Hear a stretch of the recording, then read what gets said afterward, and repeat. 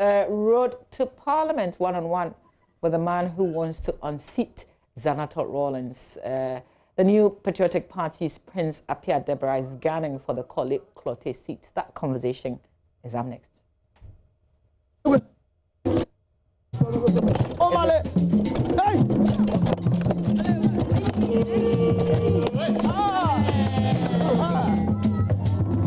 It is always important that you take stock as an individual. And one of the things that are always done is always to ensure that you also have great team members around you. And one of the things that the Member of Parliament for the MPP for this area, Prince Appiah Deborah, has been able to do is to get the right caliber of party members, executives and supporters to be with him. A key question is who will be able to sacrifice for his campaign, as he knows that his opponent also has some support on the other side. But if you have a great interaction with his team members, executives of the party in the constituency, as well as some notable residents, you would have great insight into how far his work to ensure that he's able to get into their minds. Wonderfully, they, as team members of the campaign of Prince Appiah Deborah, are willing to sacrifice and are very sure that he will succeed as the next Member of Parliament for the constituency.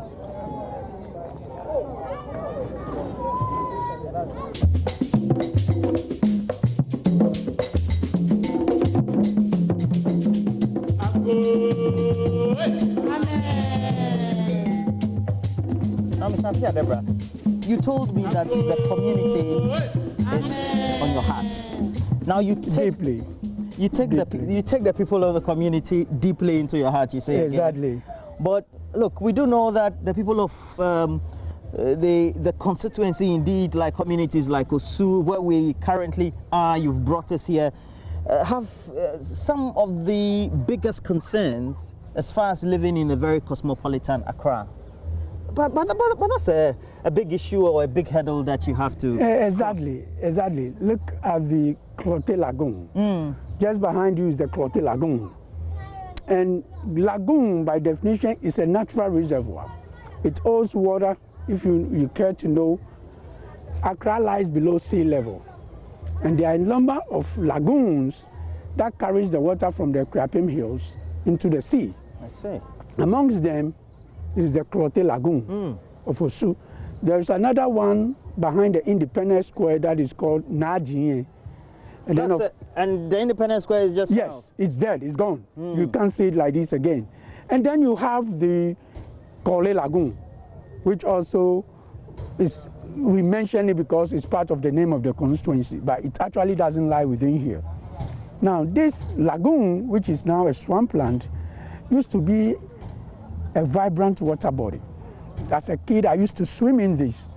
You can't even walk in this. There's nothing pleasant about the Klottey Lagoon as it stands now.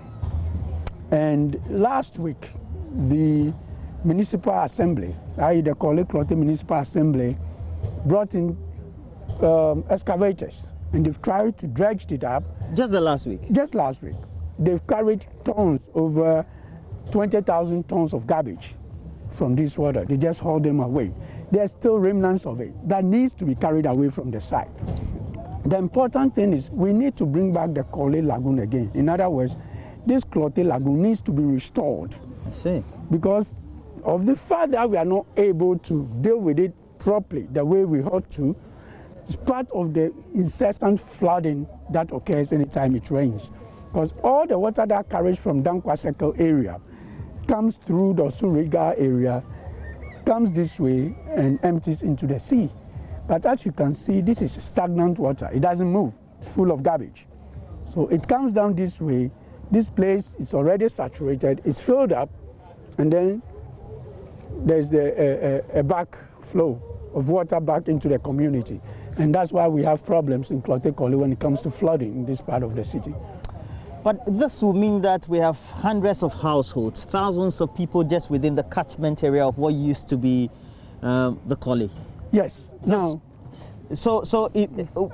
again, and based on your assessment, what do you think really just desilting or dredging this could ultimately solve for? It's not enough. If we are restoring the Klottey Lagoon, it's not enough to just desilt it or dredge it. We need to firm up the sides, and we need to really empty it out and put these big garbage carriers advantage points so that every 3 days they are emptied out. The people throw garbage into the lagoon because there's nowhere else for them to dispose of their garbage. And so they come in and they throw it in there, and it's normal fare. We shouldn't allow this. As a government, it is incumbent on us to make sure that the people can dispose of their garbage properly. And this is a source of livelihood for the people of Klottey-Korle. Now, when I was growing up, there were no houses here. It was all swampland. You used to live here? Close by? Yeah, close by. So we drift to the seashore. You swim in the Korle Lagoon, and then you go and swim in the sea. That means you would have been a very good swimmer. Yeah, I'm a good swimmer. And at the time, I'm thinking that the water was flowing, just like you painted. The water was flowing, crabs that you could catch, and the wildlife was pleasant. There were birds because you used to have these swamps, and this is also how we call it, a World Heritage Center for migratory birds. But now you don't see any migratory birds around because of the way we've treated it. Now, if we have to take a proper assessment of what the people of the constituency need, let's say you have to designate that in order preference, 5, what would they be? 5 in order of preference. I'll go first with education. Education. Then 2, I'll go with sanitation. And this falls squarely within the area of sanitation. Then 3, ecological restoration. And then 4, cultural education. And 5, sports. Now, if we go into the details, you realize that they intersect at various points. But education is key. And then the ecological factor, the Korle Lagoon restoration, the Najin restoration, the Klottey, this is the Klottey, the Korle restoration. These all impact the quality of life in Accra. And it's important to take it as a national issue. Of course, this is in Klottey-Korle, so we will talk about it. But these has national ramifications, because this will serve as a buffer against the flooding that we experience every year. And we want to take it up that way. Now, somebody will say, you're a typical politician. Okay. But the point is, you grew up wanting to aspire to be Member of Parliament. Yes. So you may have honed your skills either within the party or in your formative years. And you've told us earlier how you came into being as a politician. This is all political talk. If I was a resident, I would say. What would you say to that? What would be your response? Yes, that's why our motto is New Direction. We want to redirect the energies and the focus of the people to using politics as an instrument of change. I'm a lawyer, I'm an accountant, so sometimes I like to do the cost-benefit analysis. Now, I think it was Lenin, Vladimir Lenin, who was the first child of the USSR, who made the point that politics is the most vocal expression of economics. So yes, this is politics, but for me, it's also economics. If we're able to do these 5 things that I mentioned, that you asked me to order in my preference for the people of Klottey-Korle, it will revamp the local economy. It will bring back the fishing. Now, just across the street over there, we used to have what we call the heist company, where the fisher folks, after coming with a bumper harvest, will send it to the heist company for the fish to be stored. So there's always abundance of fish. It mitigates against the up and downs of the fishing season, where at one time you have a bumper harvest and at another time you have a lean season. So what we need to do is to be able to improve the livelihood of the people here through ecological restoration, through cultural education, so that their skills and their well-being can be enhanced. And we don't want to politicize that. But that said, we won't be able to obtain political power to get a seat at the table so that we can really advocate for what the people need here. And that is what is sorely missing. Since the Fourth Republic started, you've only had a member of parliament who is of the MPP stock at the time. Yeah. And Honorable Nyadumante. And we owe a lot of gratitude to him, because if you cast your mind back, and it's not long ago, he was the MP from 2000 to 2008. If you cast your mind back, there was no flooding in the Odo for the all 8 years that he was the MP. There was no flooding. I mean, you can fact check that. There was no flooding. And what did he do? He was mainly from Adabraka, and he understood the problems there. So there was constant dredging of the Odo drain, which is 18 feet deep, but it's mostly filled with sand and silt. So they make sure they cleared it all the times, and they made pathways for the drains to empty into the Odo drain so that there's always movement. Water must flow. Water is not supposed to sit. Water must flow, and that is what is sorely lacking here. And we want to pick a page from his book and be able to create a model that will be repeatable here and at the Odo River. From what you talk about, it means that it is the flooding situation that has now engulfed a community which used to be the lights of Old Accra. The light of the country. Okay, now this river, this Klottey Lagoon, goes this way. Now, if we go a little left, you see the Christian Ball Castle. It was beautiful scenery. See pristine water moving in, mixed with the sea just behind the Christian Ball Castle. And it's so refreshing to come around and enjoy the scenery and swim in the Klottey Lagoon and swim in the sea.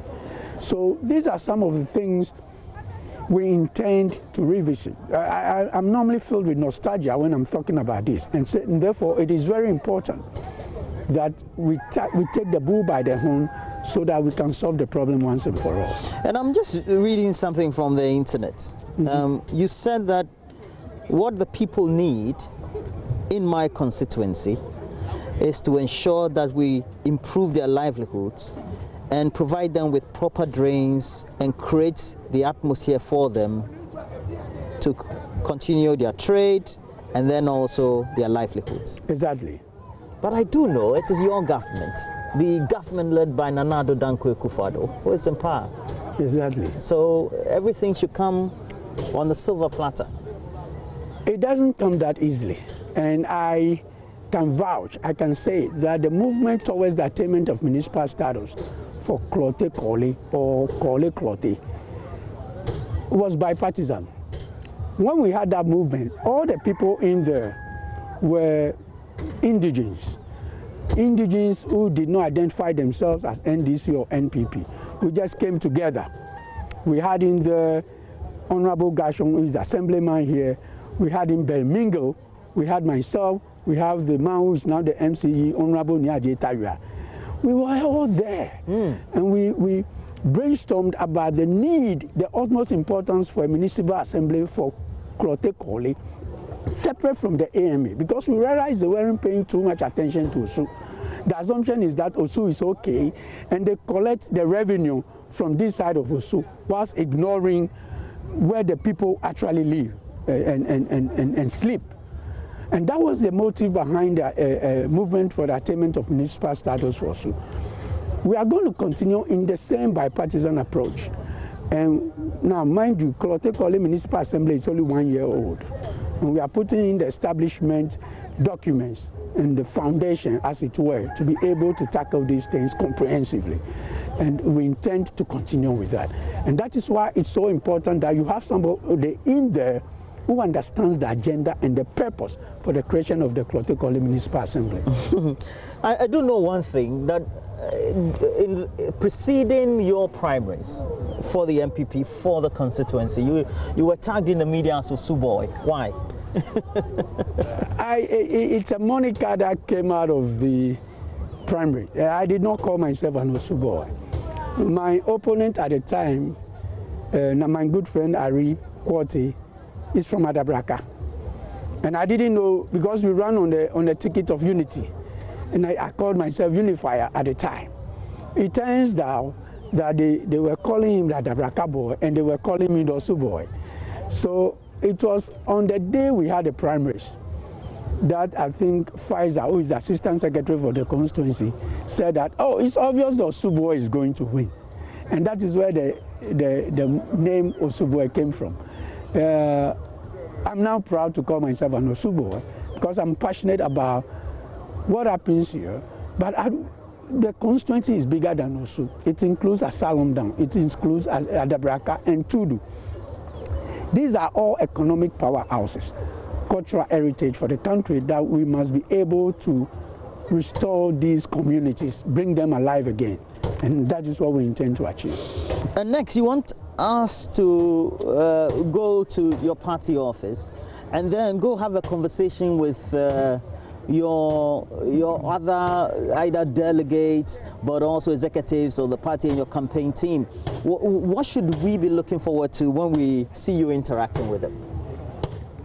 Well, you should be looking for commentary about the new energy we've brought to the MPP in Klottey-Korle.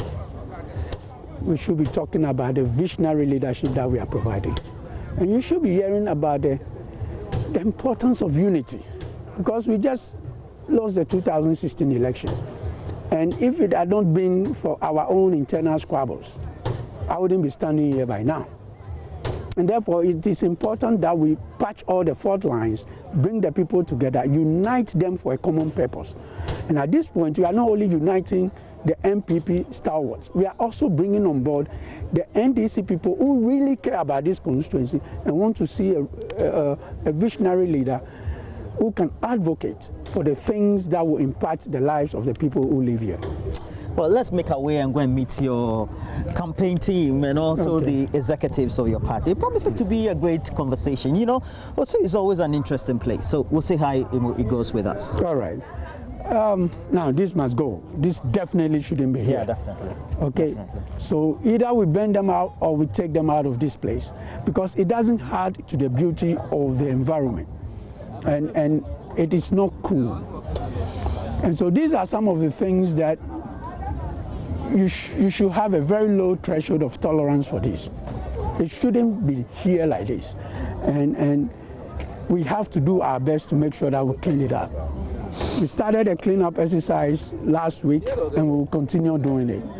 The excavator is still sitting there, but we need the big garbage stuff to be cutting these things on regular basis. It should be part of the daily routine of managing the lagoon. All right.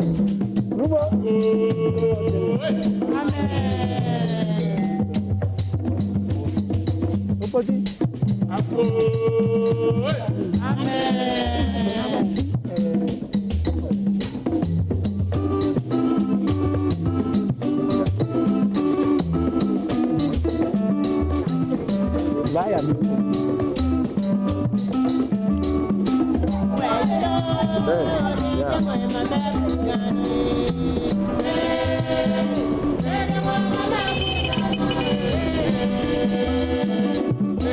Now, right from Adabraka, we've been able to go through many of the areas in your constituency, Osuari, and we've now come to the Independence Square. But we do know that it is also because we have to do the things that are necessary for the constituency. Do you think that if you look at what lies ahead, you have what it takes to win the seats come December 7, 2020? Yes, we are. At the risk of sounding cocky, we believe that by the grace of God, we'll win this seat for the New Patriotic Party. We have what it takes. I was born and raised here. I attended in my formative years from ABC or kindergarten all the way to Ghana Law School. I lived here. And I believe that with my skills as a lawyer and a chartered accountant, and a business owner, an entrepreneur, I see things very differently. And for me, look at the beauty of the Atlantic Ocean. In other countries, this will be the priciest real estate. Yeah, true. The most expensive We don't that you can ever have. We don't have hurricanes as they do in Florida. We don't have tsunamis as they do in other places.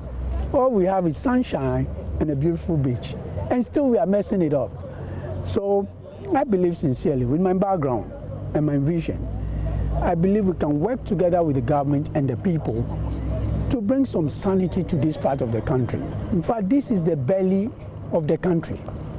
Everything significant in Ghana lies within the boundaries of the Klottey-Korle constituency. And it is ultimately important that we take very good care of it. And that is what I intend to do. If I want to ask just a very simple question, based on what you've said so far, if I want to describe you to one of my colleagues who wants to know who Prince Appiah Deborah is, who would I say Prince Appiah Deborah is? Prince Appiah Deborah is a seasoned professional, but more importantly, he's a public-spirited person.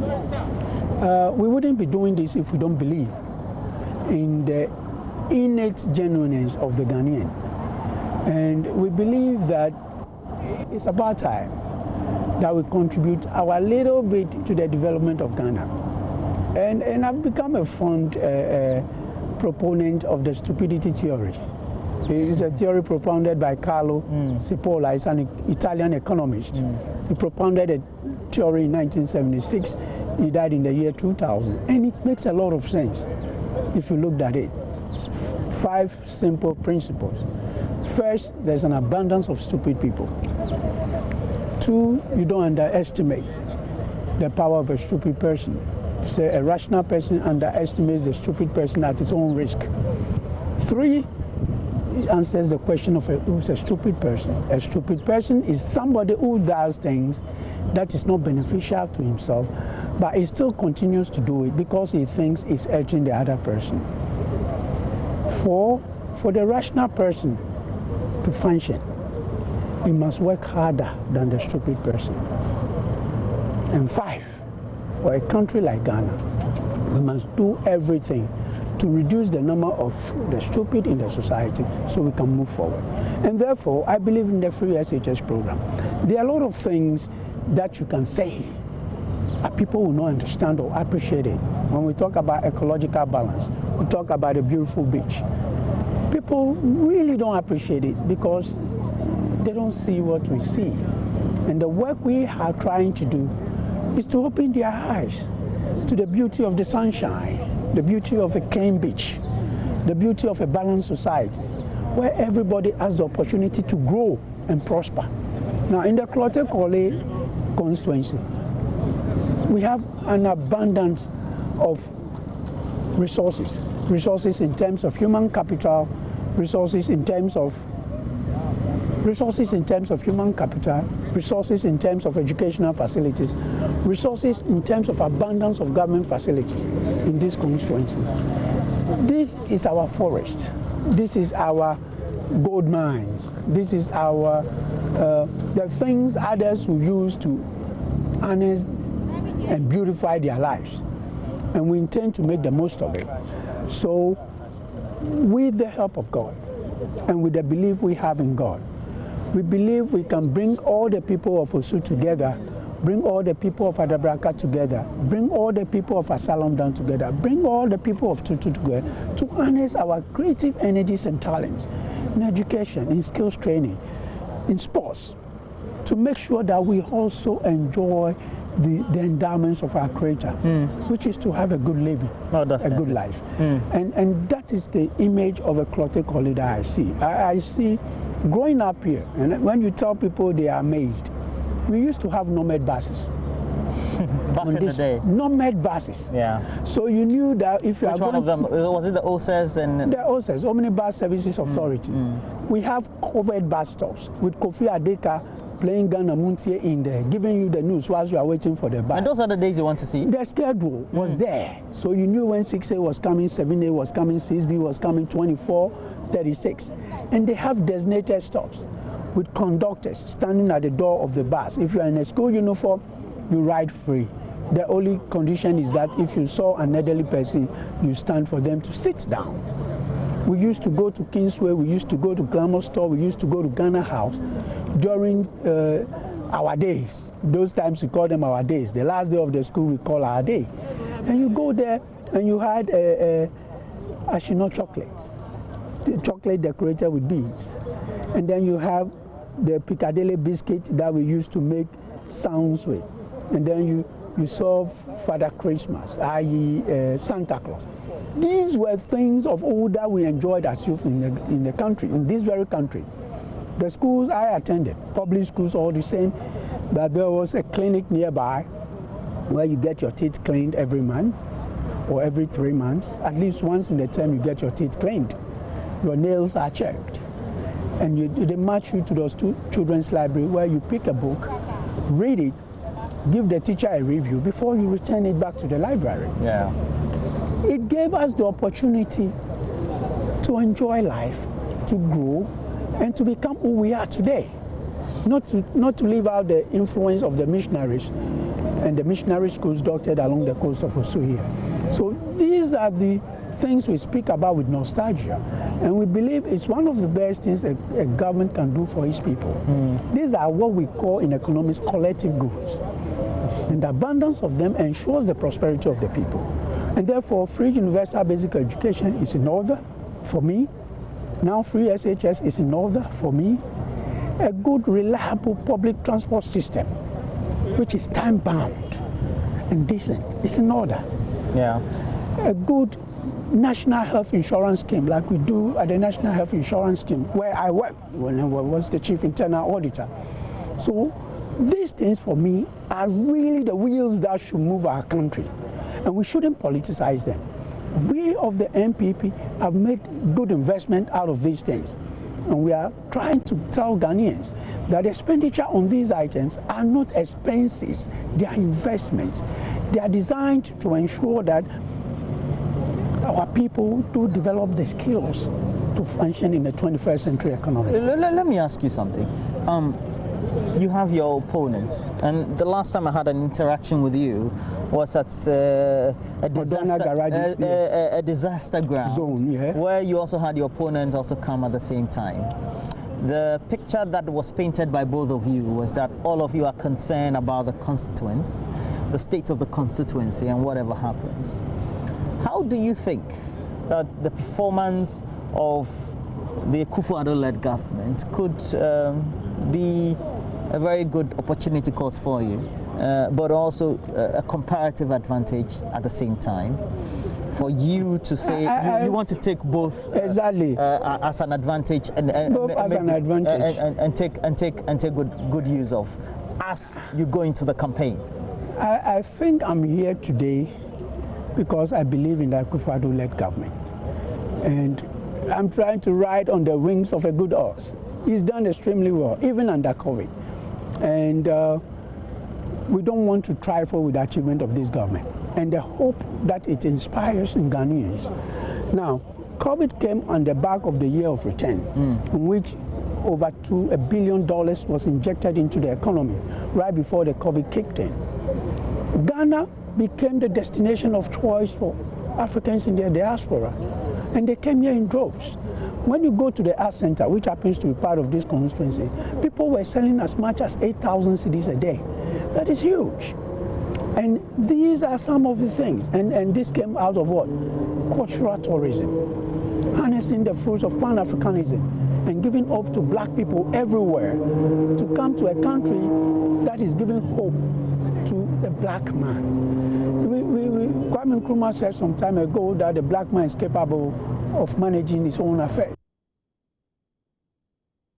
And that's where we put the spotlight today. We hope that you did enjoy this one. But of course, you're on your election headquarters. The countdown to December 7 is on.